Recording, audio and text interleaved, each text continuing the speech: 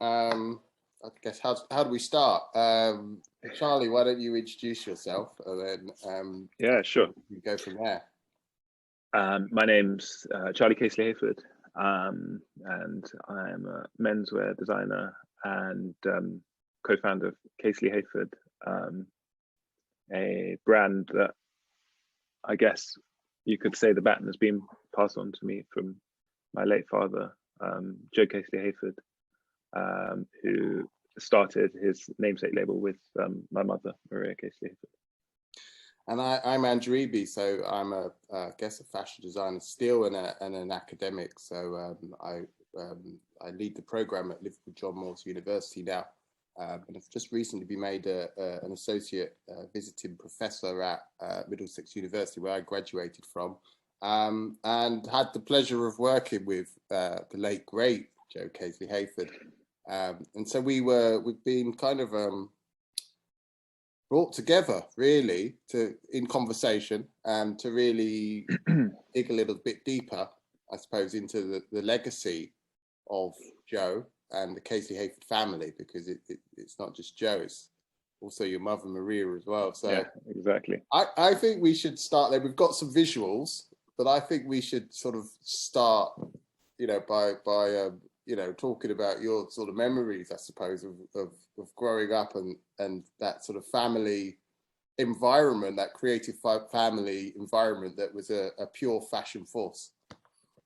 Yeah, I mean, it's always an odd one talking about it because essentially, myself and my younger sister Alice, we didn't really know anything else, so it was normal to us. And we had an amazing upbringing, but spent a lot of time in the studio in a wonderful environment. And we were going to shows before we could walk, and I had my first suit cut before I could walk. So it was it was a very different upbringing to a lot of my friends at school, but it was obviously what I knew, and so what felt right. And I think looking back at it now, because I was in it so deep, I didn't actually really understand or have any context of what my parents were doing at all, to be honest, as a kid.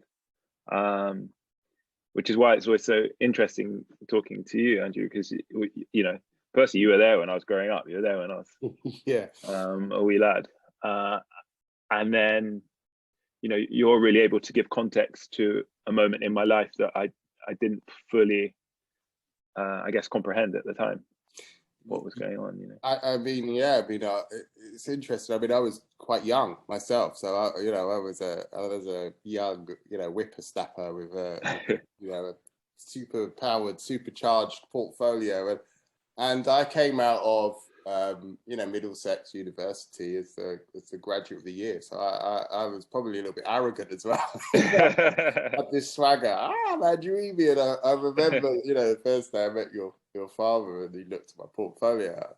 I think he thought, what the hell is this? What the hell is this?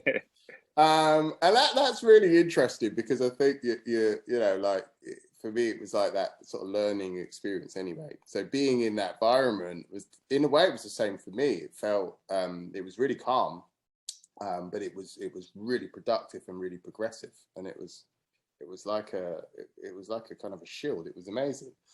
And but it was an incredibly creative space, and actually, I mean, I like, you only get a part when you're so young of what's going on, but you don't necessarily get the whole picture. And it's funny because that contextualizing it now and knowing what I know now and thinking about then, oh my God, there wasn't just the design that was going on there. There was so much more, something much more powerful going on, and its kind of moment and sort of place in fashion history as well was incredible. But I come in at that journey, like halfway, like part of the way through your father. He'd already been at it for so long. So I want to put this image up. I'm going to share some images. And we're going to start here, I think, because I think this is an incredible image. Firstly, like Joe looks cool as always. Yeah. But secondly, look at the date. You know, I mean, I was actually born at, like, you know, in 75. So, I mean, it's incredible to think that there was a black fashion student, you know, at Central St. Martin's at that point. Yeah. I can't imagine what that would have been like. I know what kind of my father had to deal with, you know, in the UK. I can't imagine what, you know, like being that progressive at that point in time would have been like. I don't know if there was any conversations you had with Joe about that period. Yeah, it's you know, it's interesting. You say that because he never placed emphasis on the struggle, I guess, in talking to my sister and I, at least. And, you know, I don't know whether that was a protective thing or whether his approach towards his design within the industry was that, you know, barriers won't stop me. You know, he was a purist and he never compromised. And so he wouldn't bend for anyone or anything. And,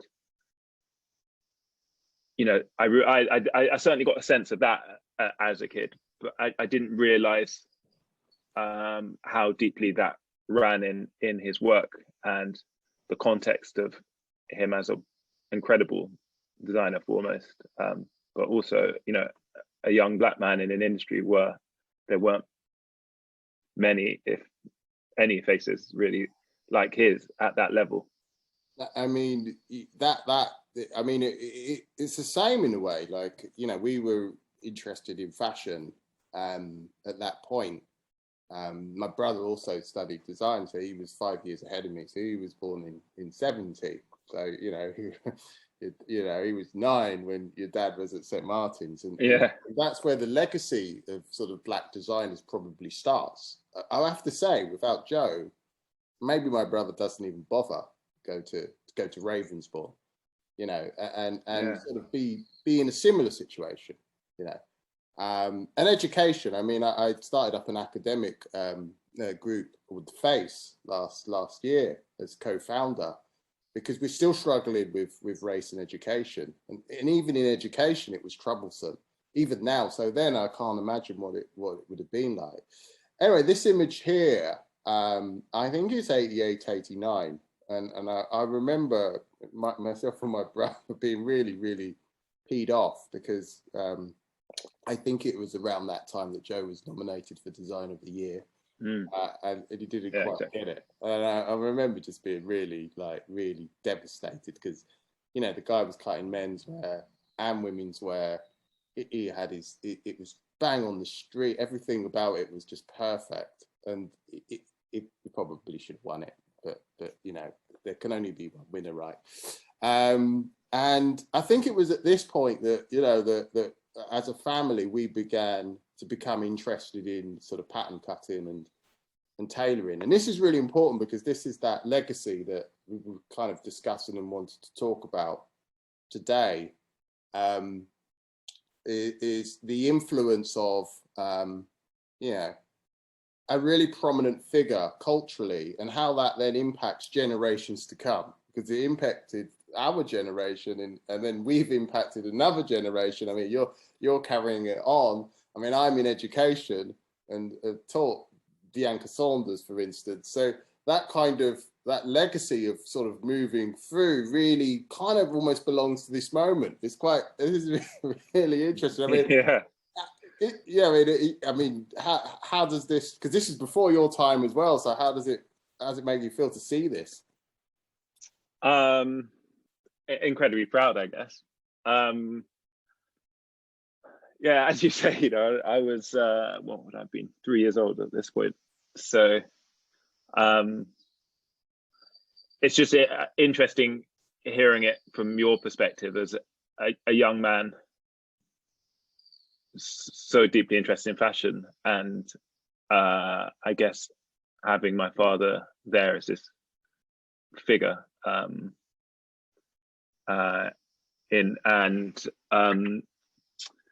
having someone to potentially, you know, to look up to, because you know, I, to this day, I think I mentioned this to you actually yesterday when we were talking briefly, I get a person that every couple of days walking up to me and telling me that around this period in the 80s, 90s, they spent, you know, most of their student loan on some amazing Joe Casely-Hayford piece that they've still got in their wardrobe, and was like, you know, was the apex of their wardrobe and their look. And I just love this idea that someone would essentially save up everything they've got just to invest in one piece, because it meant that much to them. And it was, you know, it was more than clothing, it was the cultural significance that I think is, you know, in some senses lost on a lot of fashion these days. But I think it was so deeply ingrained in culture around that period. And you had things also like the clothes show that brought a lot of designers into the public eye that maybe wouldn't have been as well known. And I know that my dad featured a lot on that, and that was actually, you know, quite an instrumental part of opening him up to a wider audience. Yeah, I mean, you know, we see it now with designers and their ability, that sort of Renaissance people, let's say, but their ability to work within different industries whilst, you know, maintaining a sole purpose in another one. So Joe, he crossed over into music, into arts, into culture. So actually, his voice was incredible from that perspective, because it was in everything. And so as a young man into fashion, into style, into culture, into music, you would just come across Joe, like sometimes actually physically, because he would be there, like, you know, observing. But he had his eyes all around, and you could see him everywhere. And as a young black man in fashion, or wanting to study fashion, that visibility was so important. So his prominence at that time, not just in fashion, but in around style and culture, it really made sense. It was the zeitgeist. So this is why people were sort of investing so much, like, love, because actually the cash was just that was a side gig to love. Yeah. Do you know what I mean? We all remember the shop, and we all remember, you know, the deck of cards, that label, you know, and it was kind of it was part of an investment in our culture. It all went together. But the brilliant thing about it was it transcended that kind of almost like that street club music scene culture and that like low-tech magazine culture, and traversed into high fashion, which is why he was nominated for these awards, which is not an easy thing to do. Very true. Particularly then. I mean, now we're seeing it a little bit more with brands crossing over from one to the other. But at that point, you know, you were in fashion, or you were, you know, you were high fashion, or you were kind of this kind of almost like sort of street fashion that was existing, and the two didn't really cross over. This is how I actually got into Joe. And I couldn't actually find a magazine with Joe's stuff in it, but I've just flicked through. But these were the sort of images that, I think this is Simon Foxton actually, but these are the sort of images that we were kind of exposed to, you know, and so it would always be like Comme des Garçons and Yamamoto and then Joe Casely-Hayford. And it was shops like Jones, you know, and then it was always those sort of classic Americana shops as well, like Flip on Kings Road, and American classics or American retro. I can't remember which one it was at the time.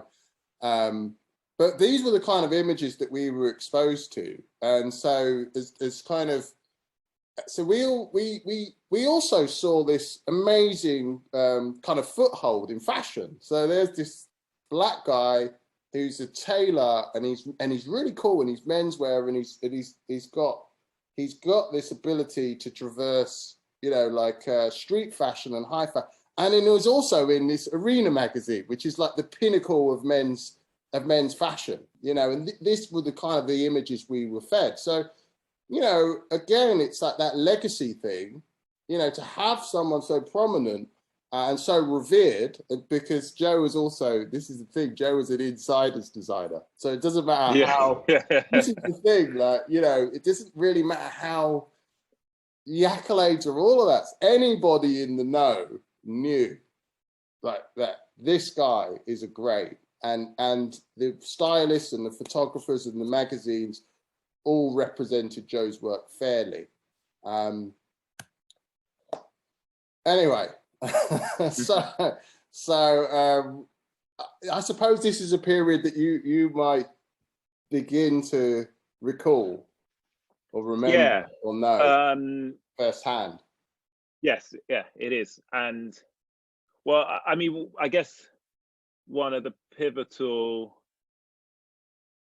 moments that stood out for me as a kid, because you know, in all honesty, the clothes were going over my head until I was probably in my early to mid-teens, to be honest. Yeah. But my sister and I were at a show in the mid-90s, and where was it? I think it was at the Natural History Museum, and Princess Diana walked in.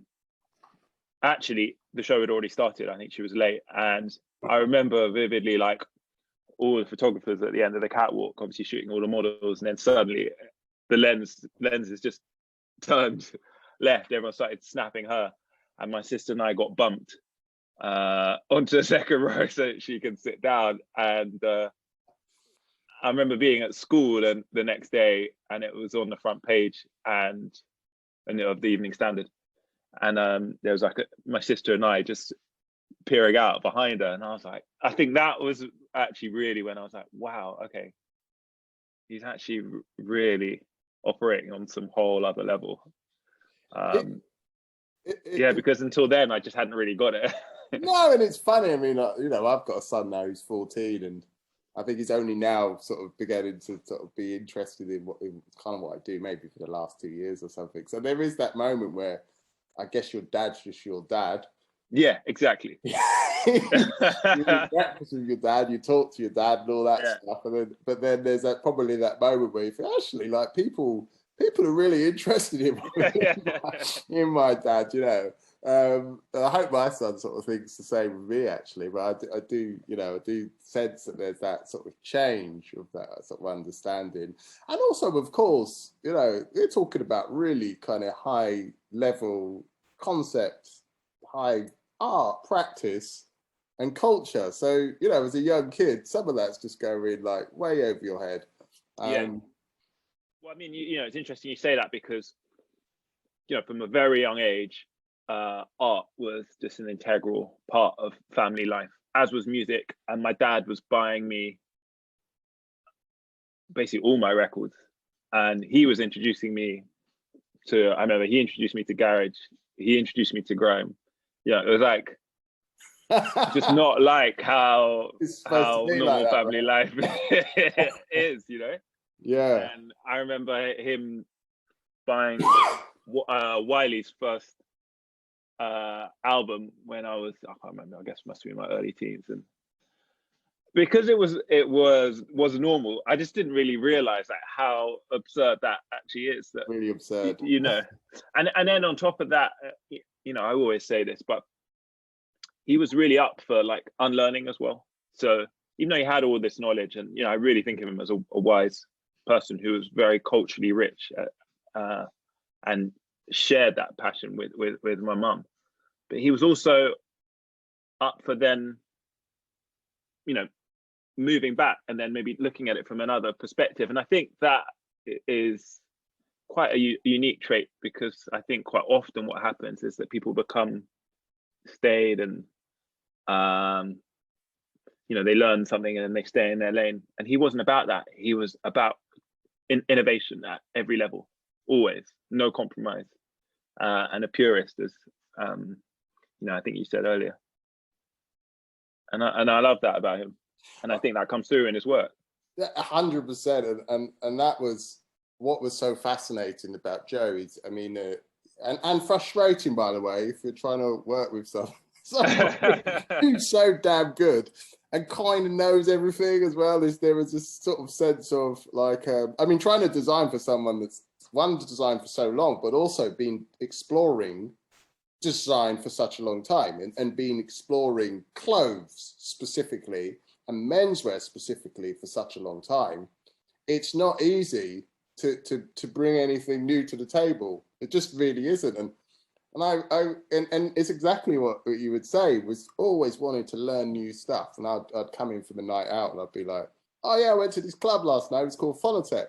And I didn't think anything of it, but Joe would be like, what's Phonotech? What's Phonotech? Because for him, that meant something, you know. That was like, and actually it was a rubbish club, but in Joe's mind, and now I think about it, yeah, that sounds amazing. It was like, I don't know, like 1999, and someone had called a club night Phonotech, you know, and this idea, this transition between analog and digital, possibly. In Joe's mind, that was a concept. It was alive. It was electric. And we had many discussions like it. It's just like when I played in the Inner City World Cup, you know, and for Argentina, and your dad was fascinated because he was like, how do you play for Argentina? Like, well, why were you playing for Argentina? It's just the way it panned out. But for him, again, it was a note on culture in London, you know, so everything was an opportunity to take something out. And so that was, it was amazing once I got it, but actually up until that point, getting it was quite difficult. So yeah, this image here, for instance, I think was the collection before I arrived at the studio as this young kid with you know, with a massive ego and big dreams, right? Like you do in fashion, right? And I remember seeing this fabric around all the time and looking at these images and thinking, oh, you know, this is really cool. Like, you know, how do I do that? How do I learn to do that? And it was not an easy process. Like, you know, that's the thing about Joe. He didn't give too much away when kind of looking at design work, or, you know, so he would say to me, right, we need like 6 concepts for this new collection, like, you know, and I had to just go out somehow and sort of decode culture and come up with concepts and ideas that were new and interesting, and you could only really find them by kind of feeling culture. You couldn't. It wasn't really interested in history or you know, retrace or recount history. It wasn't interested in what's become a standard practice of buying vintage clothes and just kind of reappropriate. He wanted something new. And he wanted always to go straight to the source. It couldn't be rehashed, or that's how I always think of him. It had to be pure. Exactly. So you had to, as you say, you had to live it. You had to live it, and we spent a lot of time talking about culture. So that's why that kind of Phonotech conversation or the Inner City World Cup conversation was important, because we were discussing culture specifically in London at that point, and how we might visualize that as fashion or design.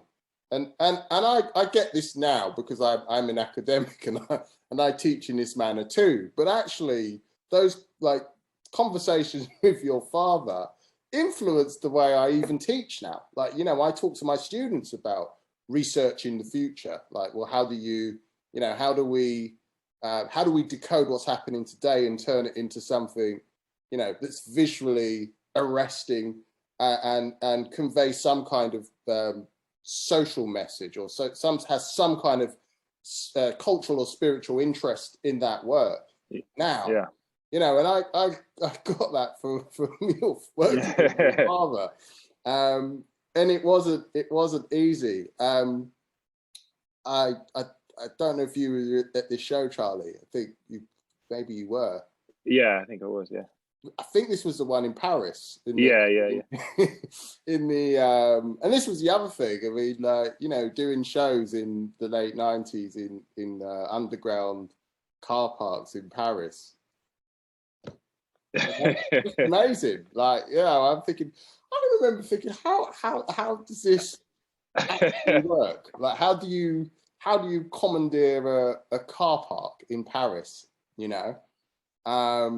But that constant sort of ability to sort of challenge what was normal. I mean, everybody else was still using traditional runways as a mechanism to convey ideas, and you know, you're still out there. You know, for following on from that point, I'd like to think now in my 30s, looking back at everything he's achieved, that he was able to do that in each decade and do it in a different way, and do it in a manner that felt effortless. It wasn't, I never felt like he was trying too hard, you know, it just came to him naturally, but he always wanted to challenge himself. And it wasn't so much about reinvention as evolution. But if you think of, you know, his career having, I don't know, you know, worked with the Clash, and then to be at Geese and Hawks, like for one designer to be able to do that and not deviate from, you know, the purity of their craft is, obviously I'm biased, but it feels like that is quite something. It is. You're not being biased at all. I mean, it is, and Joe said something to me once. I mean, he said loads of things to me, by the way, that's stuck in my head. I always describe, you know, my time at Joe's like you know, like being you know, under the tutorage of a Jedi, you know, just like Mace Windu, right? Give him the purple lightsaber now, you know, honestly. And he said once that he'd never designed his definitive garment. I don't know if he ever designed it, which is, I suspect he didn't, but he said to me, I've never designed my definitive garment. And I remember thinking, but you've done so many, like all of these are definitive. Like I couldn't say anything because I knew what he meant, and I knew exactly why he was still practicing. That driving point that was, I mean, that's very kind of specific and unique, to anybody to have that kind of passion. Because if you've mentioned, it's not just, you know, this guy was at, you know, St. Martin's in 75, 76, 77, you know, like you said it, he's doing decades. You know, fashion's not easy. So how are you finding that kind of drive, I suppose? Yeah. And I guess the way that he fathered us was kind of very similar. It wasn't like, you know, he had a working hat and then he came home. He wanted us to challenge ourselves in a similar manner. And I actually remember having a conversation with him, having no real idea about the depths of what my parents were doing, saying that I wanted to become a fashion designer when I was 13. I think it's just, I just wanted to get a rise out of them to see what would happen. And my old man was just like, there's absolutely no way that I'm going to let you work in this industry. Wow. Because I think it had been so tough on him. And he didn't want that for us. And, you know, equally, it could have been reverse psychology. And that's maybe why both my sister and I are working in the game. There's work to do here. Yeah, I guess we'll never know.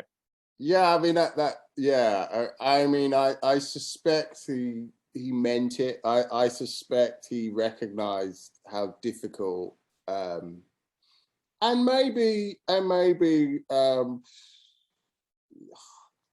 know, the worth of it in a way. You know, if you're not really, really, really into it, and you're not. I mean, I think as a Black designer, we have a different kind of burden, sadly, because we're sort of challenging societal norms through our work, and I think that lack of privilege. It means that your work is heavy.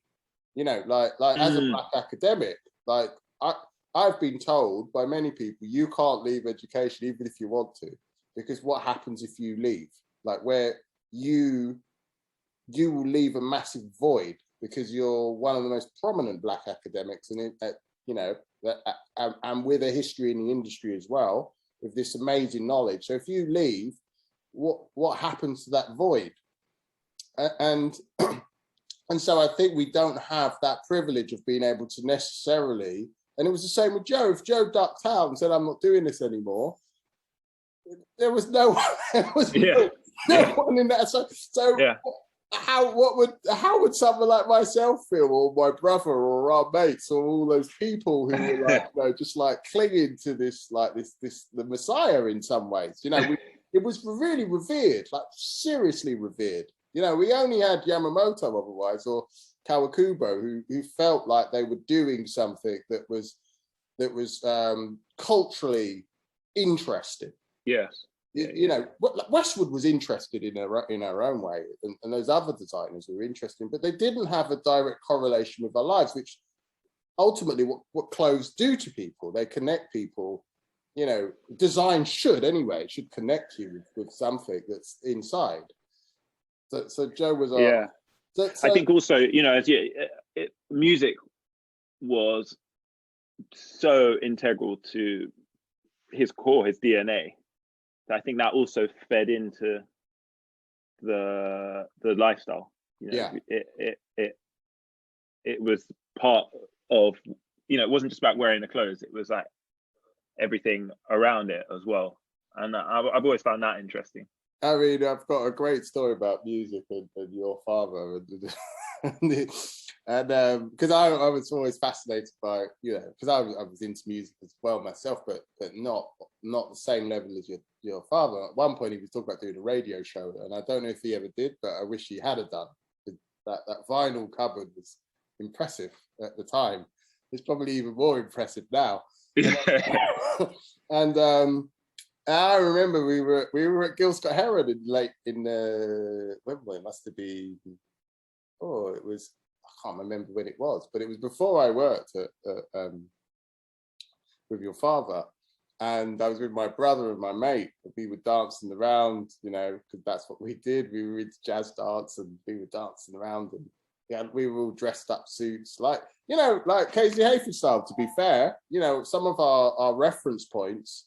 The way we dressed was sort of seeing imagery that Joe had created with bits of kind of Yogi and our own vibe. And I remember dancing around, and my brother spilled a drink on your dad and said, "Sorry, Joe." Right? You know, your dad likes to try to be incognito, but you know, like, we know who you are. And then I remember being in Paris with your folks, and I'm sitting down and talking about that night, and talking about these jazz dancers in these camel coats. And I had to say to your mum and dad, "Oh yeah, that was me and my brother. I think he spilled a drink on you. I apologise." You know, and it was just that. So that was the kind of the tightness, I suppose. It was Gil Scott Heron. So that as you say, that music and life and work came together. But certainly there would have been a burden, you know, a burden of expectation, a burden of the weight of being one and only, the actual burden of being a Black menswear designer at that point, and the difficulties that you would have faced, the lack of privilege that you would have noted that your alumni or your peers would have had. And so, you know, for him to say to you, "Don't be a designer," that was probably part of it too. Yeah, very true.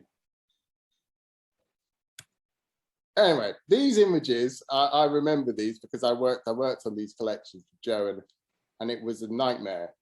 like I say, like working with Joe and trying to find something that was credible and new and interesting. I look at this now and I go, "Oh wow, this is cool." And that jacket was called the Country. I remember the name. It's called the Country Combat. You know, and I remember like working, like trying to get those trousers like that, and probably about maybe like 100 sketches or something with a pair of trousers. Like before your dad would be like, "Yeah, those ones are good," you know. But like maybe if we do them like this, and it took a long time to sort of really tune in. But I do remember this show really well, and you know, and the fabrications and the monkey boots, if I remember correctly, and everything had a kind of a moment and a place, and you know, the jacket would have been an English, you know, a Northern mill, you know, everything about it, when you broke it all down, was, it had its place. It was so specific, like the trousers, I think they were, you know, a technical sports fabric. So there was that sort of fusion of like, if you look at the monkey boot, and then the technical trouser, and then this kind of country sport jacket with this kind of high neck cagoule, but tailored. All the reference points were just there, you know? Yeah, it's like so many different elements from British culture coming together in one look. It was a trip. It was a real a moment of learning. And at that point, you know, we sort of tuned in. It was a good moment in design. I think these shoes are, I can't remember if this collection, but I found these Ghanaian sandals. I'm not sure if this was the collection, but I remember finding these Ghanaian sandals in this market stall in Brixton, and like buying about 30 pairs of these like amazing sandals, and completely made the woman's day, right, who sold them all, you know, because, you know, some yeah, it sold out this whole. I don't think these were the ones, but that again, that kind of detail of sort of clashing culture and understanding that. I say at the time, I still wasn't something I necessarily understood. That was how, you know, Joe's mind was combining all these these cultural elements together. Just great. The pattern cutting as well. I mean, that came. I believe your father was part of the Tailor and Cutter Guild. Yeah, I've got some of their books here somewhere, but that was a massive stamp of authority as a young, because I studied tailoring at London College of Fashion myself, and to have that accolade was like huge, you know. And that cutting always came through, but again, it wasn't just a question of you know, revisiting a tailored garment. It was like, well, you know, we know all the rules. Like, what are we gonna what can we do today? And that was always for me. In fact, even as a father, he was always pushed this idea that, you know, you have to know the rules in order to break them. And you know, I think that's actually why I studied history of art, because I wanted to understand what he studied history of art as well, actually wanted to understand what had come before, you know, so that you can move forward. And I really appreciate him kind of laying down those foundations, because that's been my approach throughout life in terms of how I approach creativity. Yeah, I mean, you know, again, that was something I sort of learned when I sort of joined Joe. I was still quite traditional, actually, although I was quite radical. Like, you know, my work would have been, you know, quite it was quite detailed. It didn't take big risks. Your dad once said to me, you know, your vision's a bit narrow. You need to. I was heartbroken. I was crushed, Charlie. I was crushed. Your vision's a bit narrow. You need to broaden it. And I was crushed. I was like, oh my god, like, you know, like it's a personal attack, you know, because I up until that point, I'd only ever worked with people who, or was taught by people I thought were okay. Like, I thought, he's okay, or she's okay, or they're okay, they're not that good, because I had a talent and I'd always achieved stuff through my life. So, and then, you know, I was always top of the class. So yeah. You don't take someone's, like, you know, special sometimes to teach you, you know, and because, you know, I didn't really learn. There's a couple of people. There's a guy called Richard Gray, who's an illustrator. He's at Westminster now, who was amazing. I learned a lot from him too, in terms of design, and of course my own father, who was also a perfectionist, a bit like your dad as well in some ways. And so there's only a few people that you would really kind of, you know, accept like true knowledge from. it's still kind of the same now. And after working with your dad, there's you can work with Yoji, you know, like who you gonna, you know, that level, like where are you going here? You know, you know what I mean? So it's quite difficult sometimes, and that gave me a lot of confidence. But really, by the time I finished there, like I got it. I understood. Like he had a 360 lens. You know, it was, you could just see everything. Yeah. You know, and was not scared of combining elements that were disparate and didn't feel like they could go together, but not in that really, I'll take that idea and smash it together and come up with, you know, cosmic punk. It wasn't that. It was really calculated, and they did fit together. And it was knowing how, you know, a monkey boot went with this new technical utility trouser and what that meant, and a draped, you know, sleeveless piece of knitwear, how that with a formal white shirt, it's like all those kind of modes of dress, those codes of dress, how do they all fit together? And then styling at the same time. I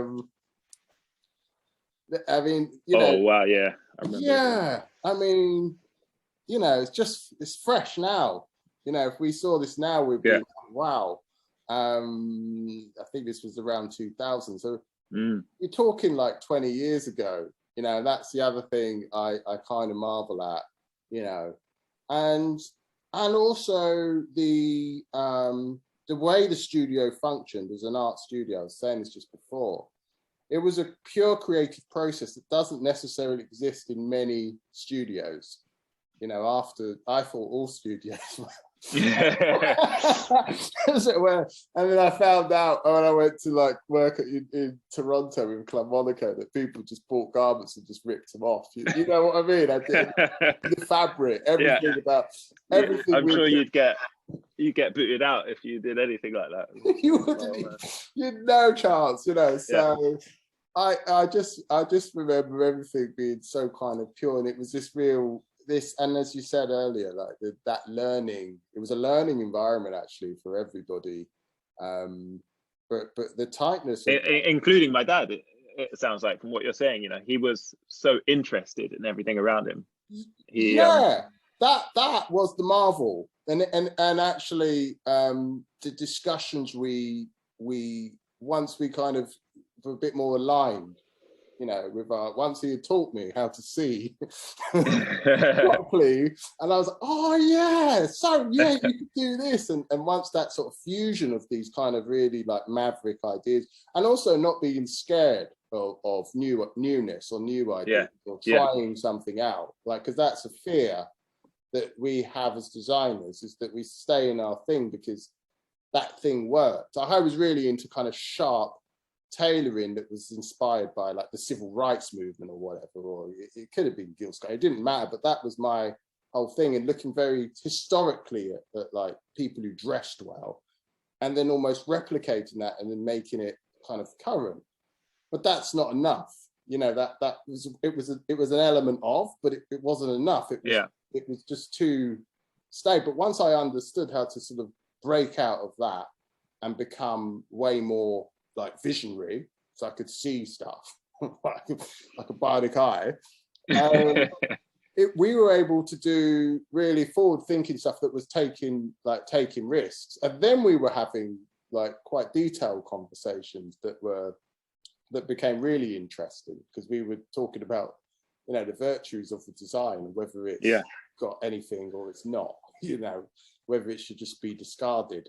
And then it got to a point actually for me where I was like, Joe, you're gonna like this, you know, rather than like what do you think of this? And then just go like, no, you just used to flick. I'd have a pile like this, you know, and they just kind of flick through them, and it'd get to the end and go, I think we need to do some more, and I'd be like, oh, I can't think of anything else. But yeah.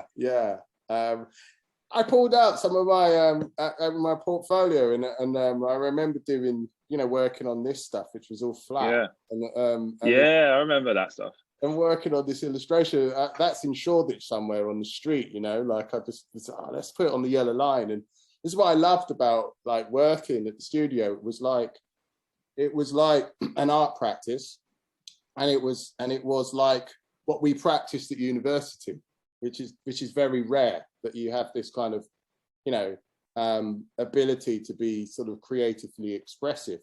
And that's what sort of, I suppose, drove the studio and the work, you know, that Joe was still allowing creative practice, you know, even though we were in a business, because that was the other thing. It was a functioning but business. it wasn't driven by commerce. It was driven by the purity of his art. Yeah, I even as a kid was really aware of that, and the commerce was almost a byproduct.